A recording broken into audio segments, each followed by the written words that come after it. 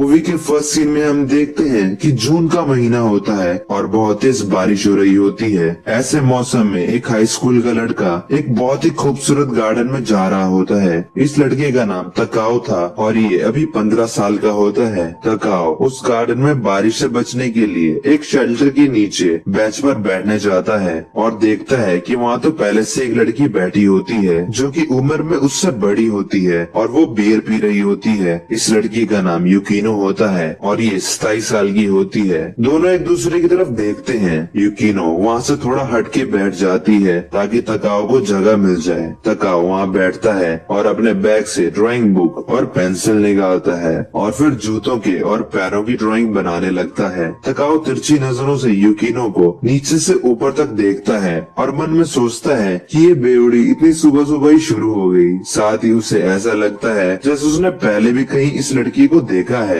इतने में तकाओ का इरेजर नीचे गिर जाता है और यूकिनो उसे उठा के तकाओ को दे देती है। तकाओ यूकिनो को थैंक यू बोलता है और दोनों शांत हो जाते हैं। फिर तकाओ यूकिनो से पूछता है क्या हम पहले भी मिले हैं, जिसके जवाब में यूकिनो मना कर देती है। तकाओ माफी मांगता है और दोनों फिर से शांत हो जाते हैं। यूकिनो की नजर तकाओ के हाफ स्वेटर पे बने मोनोग्राम पे जाती है जो कि एक स्कूल का होता है और वो हंस के तकाओ को कहती है यही सही मौका लगता है और आगे एक जापानीज पोइम जिसको टांका बोलते हैं बोलने लगती है। गड़गड़ाहट की एक हल्की ताली, बादलों भरा आसमां, शायद बारिश आएगी, अगर आई तो क्या तुम मेरे साथ यहाँ ठहरोगे। इतना क्या कि यूकिनो वहाँ से चली जाती है। इसके बाद सीन शिफ्ट होता है और हम तकाओ को अपने घर में देखते हैं जहाँ वो खाना बना रहा होता है। तभी उसका बड़ा भाई जिसका नाम शोतो इकिजुकी था ऑफिस से घर आता है और पूछता है कि माँ कहाँ पे है, जिसके जवाब में तकाओ कहता है कि वो भाग गई हैं और उन्होंने एक खत छोड़ा है जिसमें उन्होंने लिख रखा है कि कोई उन्हें ढूंढने की कोशिश ना करे। यह बात सुनकर शातो कहता है कि ठीक है, कुछ समय उन्हें अपने बॉयफ्रेंड के साथ रहने दो, वो उससे लड़के कुछ ही दिनों में खुद वापस आ जाएंगी। इसके बाद खाना खाते समय शातो तकाओ को बताता है कि उसने एक जगह देख रखी है जहाँ वो अपनी गर्लफ्रेंड के साथ अगले महीने शिफ्ट हो रहा है। ये बात सुनकर तकाओ अपने भाई शातो को कहता है कि शायद माँ इसीलिए घर से भागी है क्योंकि शातो ने जाने की बात कर दी थी। जिसके जवाब में शातो कहता है कि वो भी चाहते थे कि माँ उन्हें खुशी खुशी जाने दे, लेकिन माँ उनसे लड़ बैठी और बोली कि वो भी अपने बॉयफ्रेंड के पास जा रही हैं। इसके बाद तकाओ अपने रूम में जाता है और हैंडमेड शूज बनाने लगता है। इतने में वहाँ शातो आता है और तकाओ से शिफ्ट होने के लिए मदद मांगता है। जिसके बाद तकाओ यूकिनो की कही हुई पोइम शातो को दिखाता है और इसका मतलब पूछता है। शातो इसका मतलब नहीं बता पाता और कहता है कि जब उनकी मॉम वापस आ जाए तो उनसे पूछ लेना। इसके बाद हमें अगले दिन का सीन दिखाया जाता है जहाँ हम तकाओ को उसके स्कूल में देखते हैं जहाँ वो ये सोच रहा होता है कि जिस दिन मौसम साफ होता है उस दिन वो ट्रेन पकड़कर यहाँ स्कूल आता है, पर क्या उसे यहाँ सच में होना चाहिए। इसके बाद हम अगली सुबह का सीन देखते हैं जब बारिश हो रही होती है और न जाने क्यों इसे देख के तकाओ बहुत खुश हो जाता है। इसके बाद हम देखते हैं कि आज वो स्कूल नहीं बल्कि फिर से उस गार्डन में जाता है जहाँ उस बेंच में उसे फिर से यूकिनो पहले से बैठी हुई मिलती है। दोनों एक दूसरे को गुड मॉर्निंग बोलते हैं और फिर शांत बैठ जाते हैं। इसके बाद हम देखते हैं कि तकाओ छुप छुप के तिरछी नजरों से यूकिनो के पैरों को बहुत ध्यान से देख रहा होता है और उनकी ड्राइंग बना रहा होता है। यूकिनो अचानक से तकाओ से पूछती है कि क्या आज उसका स्कूल नहीं है, तो इसके जवाब में तकाओ उल्टा उन्हीं से पूछता है कि क्या आज उनका ऑफिस नहीं है, जिस पर यूकिनो उसे बताती है कि आज उनके ऑफिस जाने का मन नहीं था। जिसे सुनकर तकाओ मुस्कुराता है और कहता है तभी यहाँ बैठ के सुबह सुबह बियर पी रही हो। यूकिनो हंसती है। फिर तकाओ उन्हें समझाता है कि सिर्फ बियर पीना सेहत के लिए अच्छा नहीं है, उसे इसके साथ कुछ खाना भी चाहिए। जिस पर यूकिनो कहती है कि एक हाई स्कूल स्टूडेंट के हिसाब से उसे कुछ ज्यादा नहीं पता है। जिसके जवाब में तकाओ कहता है कि उसकी माँ भी बियर पीती है इसलिए उसे पता है। इसके बाद यूकिनो कहती है उसके पास खाने के लिए भी है और फिर वो अपने बैग से ढेर सारी चॉकलेट्स बाहर निकालती है और तकाओ को भी खाने को ऑफर करती है, जिसके लिए तकाओ मुंह बनाकर मना कर देता है। यूकिनो उससे पूछती है कि वो सोच रहा होगा कि ये औरत कितनी अजीब है। तकाओ मना करता है लेकिन यूकिनो कहती है कि कोई बात नहीं, आखिर हम इंसान हैं और हर इंसान थोड़ा अजीब तो होता ही है। इसके कुछ देर बाद बारिश रुक जाती है और तकाओ वहाँ से जाने आने लगता है तो यूकिनो उससे पूछती है कि क्या अब वो स्कूल जा रहा है। तो इस पे तकाओ उन्हें कहता है कि जिस दिन बारिश होती है वो उसी दिन स्कूल से छुट्टी करता है, लेकिन आज तो बारिश रुक गई तो इसका मतलब अब उसे स्कूल जाना पड़ेगा। ये सुनकर हंसते हुए यूकिनो उससे बोलती है कि तब तो इसका मतलब वो फिर मिलेंगे, क्योंकि कभी न कभी तो फिर से बारिश होगी ही। इसके बाद हम देखते हैं कि हर उस दिन जिस दिन सुबह बारिश हुआ करती है तकाओ और यूकिनो उस गार्डन में मिलने लगते हैं, और जिस दिन बारिश नहीं होती थी उस दिन तकाओ स्कूल जाया करता था और साथ में शाम को पार्ट टाइम जॉब भी किया करता था। इसी बीच एक दिन तकाओ यूकिनो को कहता है कि उसका एक सपना है, उसे एक शू मेकर बनना है। साथ ही वो बताता है कि वो इस काम में बिल्कुल भी अच्छा नहीं है, लेकिन वो इसी में अपना कैरियर बनाना चाहता है। इसके बाद हम देखते हैं कि तकाओ रोज अपने घर के काम और पार्ट टाइम जॉब्स की वजह से स्कूल में लेट हो जाया करता है। कभी कभी अचानक मौसम भी साफ हो जाया करता था, जिसकी वजह से उसे फिर गार्डन से स्कूल जाना पड़ता था, जिसकी वजह से वो स्कूल बहुत देर से पहुंचता था। उसे स्कूल देर से आने के लिए अपने टीचर से डांट भी सुननी पड़ती थी, पर वो बाज कहाँ आता था। ऐसे करते करते उसे एक दिन ये महसूस होता है कि वो हर रोज सोने से पहले और सुबह उठते ही बारिश की दुआ करने लगता है। जिस दिन बारिश नहीं होती थी तो स्कूल जाकर उसे उस दिन ऐसा लगता था कि वो किसी बचकानी जगह पर है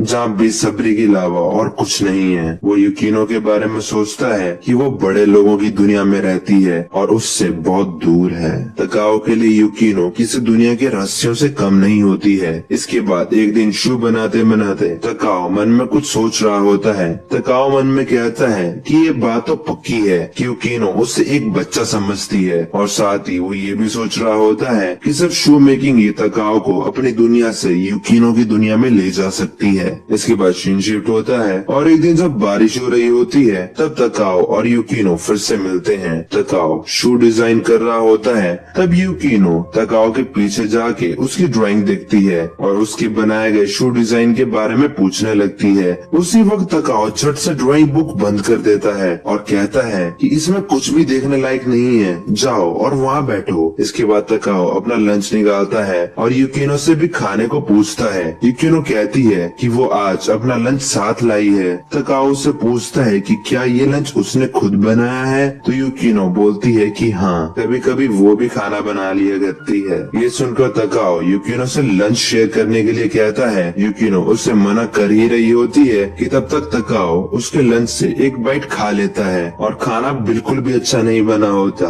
यूकिनो भी इसीलिए उसे मना कर रही थी क्योंकि वो खाना अच्छा नहीं बना पाती है। तकाओ हंसते हुए कहता है कि मुझे तुम्हारी ये साइड जान के अच्छा लगा, ये इतना भी बुरा नहीं है, इसका अपने आप में ही एक अलग टेस्ट है। इसके बाद वो और मांगता है। खाना खा के तकाओ को नींद आ जाती है और यूकिनो तकाओ की ड्राइंग बुक देख लेती है और तकाओ को दबी आवाज में कहती है कि हे जरा बताओ अब बहुत देर हो गई है क्या। तकाओ सो रहा था तो उसने शायद ये नहीं सुना होता। इसके बाद सीन शिफ्ट होता है और हम यूकिनो को उसके घर में देखते हैं जहाँ वो अपने एक्स बॉयफ्रेंड से फोन पर बात कर रही होती है कि उसे लगता है कि शायद अब उसके टेस्ट में इम्प्रूवमेंट आने लग गई है। इस पर उसका एक्स बॉयफ्रेंड उसे खुश होकर कहता है, ओ तो मतलब अब तुम्हारा टेस्ट डिसऑर्डर ठीक होने लगा है। दोस्तों शायद यूकिनो को टेस्ट डिसऑर्डर की बीमारी थी जिसकी वजह से उसे खाने का टेस्ट सेंस नहीं हुआ करता था, तभी तो शायद वो खाना भी टेस्टी नहीं बना पाती थी क्योंकि खाती बार उसे टेस्ट का क्या ही अंदाजा होगा। इसके बाद यूकिनो और उसके एक्स बॉयफ्रेंड की बातों से हमें पता चलता है कि यूकिनो ने अपनी जॉब कब की छोड़ दी है, पर उन्होंने अभी तक रेजिग्नेशन की फॉर्मेलिटीज पूरी नहीं की होती है, तो उन्हें एक आखिरी बार काम पे आके रेजिग्नेशन लेटर में साइन करने होंगे। उनके एक्स बॉयफ्रेंड उन्हें कहता है कि वो यूकिनो के लिए सारी फॉर्मेलिटीज ऑलरेडी पूरी करके रखेगा। दोस्तों शायद यूकिनो और उसका एक्स बॉयफ्रेंड एक ही जगह पर काम किया करते थे। यूकिनो अपने एक्स बॉयफ्रेंड को थैंक यू कहती है क्योंकि वो अब साथ नहीं है, फिर भी वो उनके लिए इतना कुछ कर रहा है। साथ ही यूकिनो उसे कहती है कि अभी तो वो यूकिनो से बड़ी प्यार से बात कर रहा है, पर जब यूकिनो इतनी तकलीफ में थी तब तो उसने यूकिनो का यकीन नहीं किया, तब उसने बस आसपास की अफवाहों को ही सुना।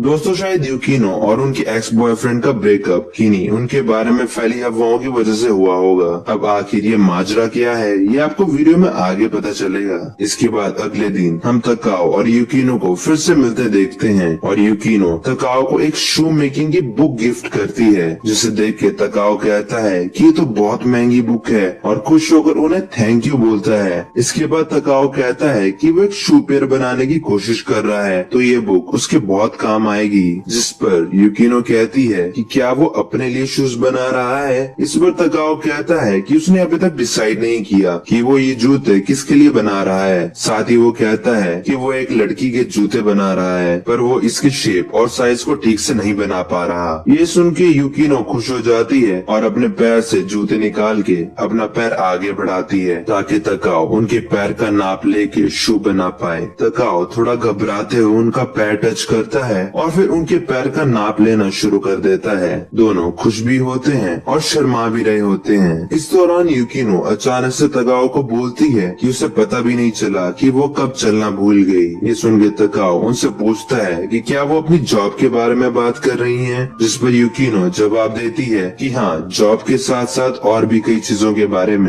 इस पर तकाओ मन में सोचने लगता है कि उसे यूकिनो से मिलते मिलते अब कितना समय हो गया है, फिर भी उसे उनके बारे में अभी तक कुछ भी पता नहीं होता। पता नहीं वो ना जाने क्यों उनकी तरफ खींचा चला आता है। दोस्तों, तकाओ को उनकी एज, इवन तक कि उनका नाम भी नहीं पता होता। ये तो जब भी वो उनके बारे में बात कर रहा होता है तो मैं अपनी ओर से यूकिनो कह के संबोधित करता हूँ ताकि आप लोगों को कंफ्यूजन ना हो। कहानी को आगे दिन से हर दिन मौसम साफ रहने लगता है और दोनों का मिलना बंद हो जाता है। यूकिनो मन में सोचती है कि वो खुश है कि तकाओ अब स्कूल जा रहा है, लेकिन ना जाने क्यों उनका दिल चाहता है कि ये बारिश कभी रुके ही ना। इसके बाद से यूकिनो रोज गार्डन में उसी जगह बैठने जाती रहती है और तकाओ अपने भाई की शिफ्टिंग में मदद करता है। उसके भाई की गर्लफ्रेंड उसे थैंक यू बोलती है और डिनर के लिए इनवाइट करती है, पर तकाओ जॉब की वजह से मना कर देता है। उसका भाई अपनी गर्लफ्रेंड को बताता है कि तकाओ ने जो जूते पहने हैं वो हाथ से बने हैं और ये तकाओ ने खुद बनाए हैं। ये सुन के उसके भाई की गर्लफ्रेंड तकाओ के लिए बहुत ज्यादा खुश हो जाती है, लेकिन उसके भाई को लगता है कि ये शू मेकिंग बस उसकी जवानी का एक जोश है जो कि कुछ ही समय में शांत हो जाएगा। इसके बाद समर वेकेशन चालू हो जाता है और तकाओ आजकल और ज्यादा पार्ट टाइम जॉब्स करता है ताकि वो शू मेकिंग के लिए पैसे जमा कर पाए। उधर यूकिनो टेंशन में रहने लगती है। हम तकाओ को सोचते देखते हैं कि उसे यूकिनो की याद आती है, लेकिन उस जगह पर बार बार जाना उसका केवल बचपना है। और साथ ही हम यूकिनो को सोचते देखते हैं कि वो अपने पैरों पर फिर से खड़ा होना चाहती है और फिर से चलना चाहती है। यूकिनो फिर से बियर पीना और चॉकलेट खाना शुरू कर देती है और सोचती है कि वो अभी भी उतनी समझदार है जितनी वो 15 साल में हुआ करती थी। वो बस हमेशा से एक ही जगह फंसी हुई है। इसके बाद सितंबर का महीना शुरू हो जाता है और तकाओ स्कूल जाने लगता है। हम तकाओ को उसके फ्रेंड से मिलते देखते हैं जिसका नाम सातो और मातसुमोतो था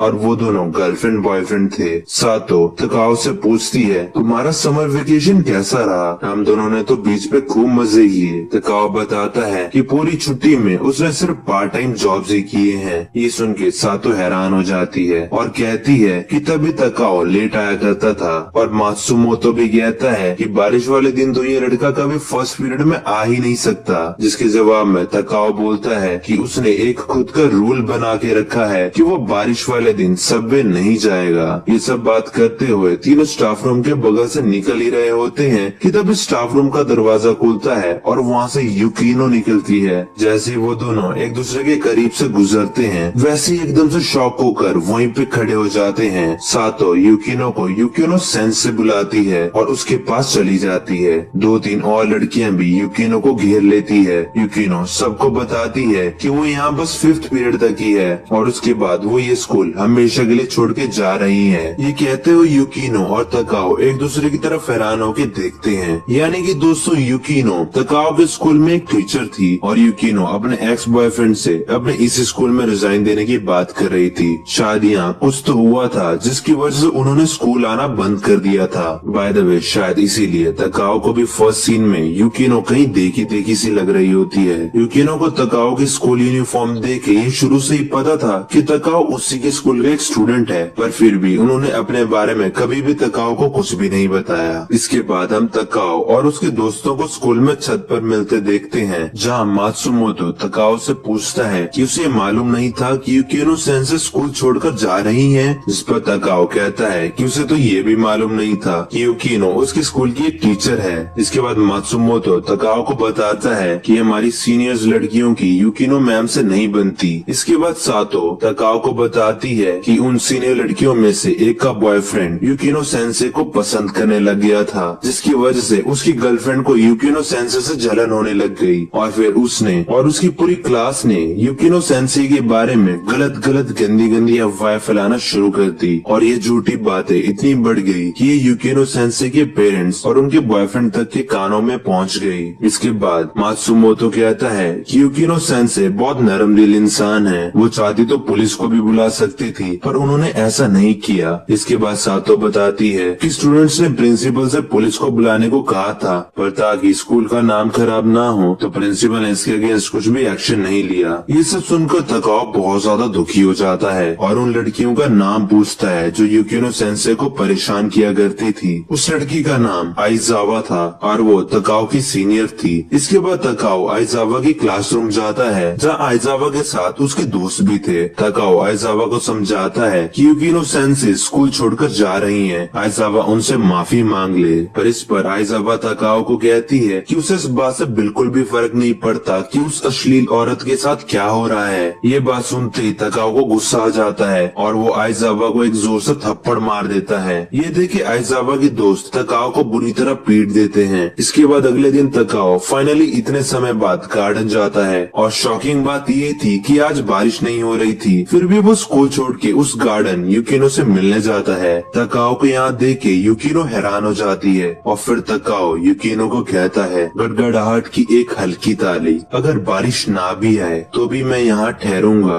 तुम्हारे साथ। जिस पर यूकिनो कहती है कि ये तो स्टांगा का जवाब है जो यूकिनो ने उस दिन तकाओ को कही थी जब वो पहली बार मिले थे। तकाओ यूकिनो को यूकिनो सेंसे बुलाते हुए कहता है कि ये टांका एक जापानीज लिटरेचर की बुक में होती थी। साथ ही तकाओ यूकिनो को कहता है कि अब वो यहाँ पे अकेली नहीं है, तकाओ अब से हमेशा उसके लिए यहाँ रहेगा, वो हमेशा यूकिनो के साथ है, फिर चाहे बारिश हो रही हो या नहीं, उसे अब इस चीज से फर्क नहीं पड़ता। यूकिनो तकाओ से माफी मांगती है और कहती है कि मुझे लगा कि तुम जानते होगे कि मैं तुम्हारे स्कूल में जापानीज लिटरेचर की टीचर हूँ। स्कूल में मुझे सब जानते थे, लेकिन तुम शायद अपनी छोटी सी दुनिया में रहते हो। इसके बाद यूकिनो तकाओ के चेहरे पे लगी चोटों को देख के घबरा जाती है और उसे पूछती है कि ये सब कैसे हुआ। जिस पे तकाओ कहता है कि मैंने भी तुम्हारी तरह बियर पी ली थी, जिसकी वजह से मैं प्लेटफॉर्म से नीचे गिर गया। यूकिनो हैरान हो जाती है और फिर तकाओ हंसते हुए कहता है कि मैं मजाक कर रहा था, दरअसल मेरी किसी से लड़ाई हो गई थी। तभी अचानक से बहुत जोर की बिजली चमकती है और बहुत तेज बारिश होने लगती है। दोनों बुरे तरीके से भीग जाते हैं जैसे किसी नदी में डुबकी लगाई हो। बारिश कुछ ज्यादा ही तेज होने लग जाती है तो फिर वो दोनों यूकिनो के घर जाते हैं जो कि एक बिल्डिंग में काफी ऊपर जाके होता है, जहाँ यूकिनो तकाओ को अपने कपड़े देती है और उसके गीले कपड़े प्रेस करके सुखाने लगती है। इतने में तकाओ कुछ खाने के लिए बनाता है। बाद में यूकिनो तकाओ को कॉफी बना के देती है और दोनों बहुत खुश होते हैं और सोचते हैं कि ये पल उनकी जिंदगी का सबसे खुशी वाला पल है। इसके बाद तकाओ कॉफी पीते पीते यूकिनो की तरफ देखता है और कहता है, यूकिनो सान, मुझे लगता है मुझे तुमसे प्यार हो गया है। इस पर यूकिनो शॉक होकर बहुत ज्यादा शर्मा जाती है, लेकिन बोलती है, यूकिनो सान नहीं, यूकिनो सेंसे, याद आया? मत बोलो कि मैं तुम्हारी टीचर हूँ। ये जवाब सुनकर तकाओ दुखी हो जाता है और फिर यूकिनो उसे बताती है कि वो अगले हफ्ते अपने होम टाउन वापस जा रही है। ये डिसीजन उन्होंने काफी पहले ही ले लिया था। साथ ही वो बताती है कि उस गार्डन में वो अपने पैरों में चलने की कोशिश कर रही थी, फिर चाहे उन्होंने अपने पैरों पर कुछ भी ना पहन रखा था तब भी। इस पर तकाओ यूकिनो को पूछता है तो फिर, और फिर यूकिनो तकाओ को हर चीज के लिए थैंक यू बोलती है। तकाओ उठता है और उसे कपड़े देने के लिए यूकिनो को थैंक यू बोलकर अपने फिर से वही गीले कपड़े चेंज करने जाता है। यूकिनो भी कुछ बोल नहीं पाती। तकाओ चेंज करके वापस आता है और बोलता है, एक्सक्यूज मी, अब मैं चलता हूँ। अपने घर में मेरी इतनी अच्छी मेहमान नवाजी करने के लिए आपका शुक्रिया। जिस पर यूकिनो चाहकर भी उसे कुछ नहीं बोल पाती और तकाओ वहाँ से चला जाता जाता है। तकाओ के वहाँ से जाते ही यूकिनो तकाओ के संग बिताए अब तक अपने हर एक समय को याद करने लगती है। तभी यूकिनो को तकाओ का बोला हुआ चांका याद आता है, जिसमें तकाओ ने हमेशा उसका साथ देने की बात कही थी। यूकिनो अचानक से उठती है और पागलों की तरह बाहर की तरफ भागती है, कहीं तकाओ ज्यादा दूर न चला जाए। तो इस चक्कर में वो अपने शूज भी नहीं पहनती और नंगे पाँव ही दौड़ पड़ती है। रास्ते में सीढ़ियों पर वो गिर भी जाती हैं, पर फिर से उठ के एकदम से भागती हैं। तभी उन्हें तकाओ अपने सामने रास्ते में एक गैलरी में खड़ा दिख जाता है। तकाओ और यूकिनो एक दूसरे की तरफ देखते हैं और तकाओ यूकिनो से कहता है, यूकिनो जो कुछ भी मैंने थोड़ी देर पहले तुमसे कहा उसे भूल जाओ, मैं गलत था, मैं तो तुमसे नफरत करता हूँ। हमारी पहली मुलाकात से ही मुझे तुम अजीब लगती हो, मुझे तुम्हें अवॉइड करना चाहिए था। इसके बाद तकाओ फ्रस्ट्रेशन में रोते हुए गुस्से से यूकिनो पर चीख के कहता है, सुबह सुबह बियर पीना, अनाप शनाप चांका बोलना, दूसरों की बातें सारा दिन सुनोगी लेकिन अपने बारे में कभी एक भी बात नहीं बताओगी। तुम जानती थी ना कि मैं एक स्टूडेंट हूँ, पर फिर भी तुम्हें ढोंग रचना था। अगर मुझे पता होता कि तुम एक टीचर हो तो मैं तुम्हें कभी अपने शो मेकिंग के सपने के बारे में नहीं बताता। तुम यही सोचती होगी कि मैं कुछ नहीं कर पाऊंगा। तुमने सोचा कि क्यों ना इस बच्चे के सपनों का मजाक बनाया जाए। बोल दो कि मैं जो बनना चाहता हूँ वो नहीं बन पाऊंगा। बोल दो मैं अपने सपने पूरे नहीं कर पाऊंगा। तुम तो ये सब पहले से ही जानती हो ना, तो मुंह पर क्यों नहीं बोलती। बता दो कि मैं बेवजह तुम्हारे रास्ते में आ रहा हूँ। बता दो कि छोटे बच्चों को बस स्कूल जाना चाहिए। बोलो कि तुम मुझसे नफरत करती हो। बोलो भी, बस वहीं खड़ी सुनती रहोगी। तुम दिखाती हो कि तुम्हारे साथ कोई प्रॉब्लम नहीं और यूं ही अपनी जिंदगी अकेले जीती रहती हो, बिल्कुल अकेले। यूकिनो बहुत ज्यादा रो रही होती है और अचानक तकाओ की तरफ दौड़ती है और उसे कस के गले लगा लेती है, जिससे तकाओ एकदम से चुप हो जाता है। यूकिनो तकाओ को रोते हुए कहती है, मैं हर सुबह तैयार होकर स्कूल जाने के लिए निकलती थी, पर मैं अकेली थी और डरी हुई थी, तो मैं कभी जा ही नहीं पाई। लेकिन फिर तुम मिले और तुम ही हो जिसने मुझे बचाया। इसके बाद तकाओ भी यूकिनो को कस के पकड़ लेता है और दोनों खूब रोने लगते हैं। इसके बाद शिनशिफ्ट होता है और यूकिनो अपने होम टाउन शिकोकू चली जाती है और वहाँ एक स्कूल में पढ़ाने लगती है। सर्दी का मौसम आ जाता है। तकाओ की माँ भी वापस आ जाती है। तकाओ के फाइनल एग्जाम में काफी खराब मार्क्स आते हैं। तकाओ सोचता है कि जब भी मैं सर्दी की वजह से अपने ऊपर कुछ पहनता हूँ तो यही सोचता हूँ कि वो कैसी होगी। और इसी के साथ हमारी ये मूवी यहीं पे खत्म हो जाती है। अरे रुको जरा, सब्र करो। इस मूवी के पोस्ट क्रेडिट सीन में हम देखते हैं कि सर्दी का मौसम होता है और एक दिन तकाओ उसी गार्डन में जाके बैठता है और यहाँ तकाओ यूकिनो का उसे भेजा हुआ एक लेटर पढ़ता है, जिसमें यूकिनो तकाओ का हालचाल पूछती है। लेटर पढ़ के तकाओ खुश हो जाता है और हम देखते हैं कि तकाओ ने यूकिनो के वो जूते फाइनली पूरे कर दिए होते हैं। वो उन जूतों को देख के कहता है कि मैंने अब जाना कि मैं भी अपने पैरों में चलने की कोशिश कर रहा था। एक दिन जब मैं अपने पैरों पर दूर तक चलने लायक हो जाऊंगा, उस दिन मैं उससे मिलने आऊंगा। और इसी के साथ हमारी ये यूनिक लव स्टोरी यहीं पे खत्म हो जाती है।